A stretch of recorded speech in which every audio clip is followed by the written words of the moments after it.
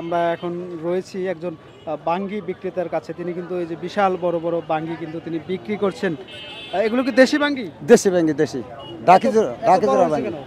ডাকি জোড়া ব্যাঙ্গি এখন হলো সার বিষ পানি পুনি দেয় তো হ্যাঁ। জোগাড় করে দেখে একটু বড় হয়।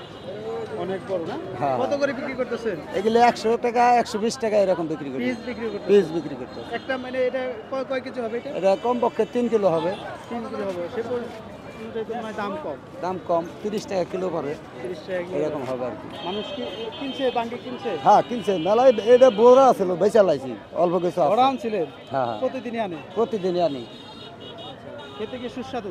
হ্যাঁ খেতেও খুব ভালো অনেক সুস্বাদু। এই বাড়িগুলো পুরা বাত্তি পুরা বাদ খেতে।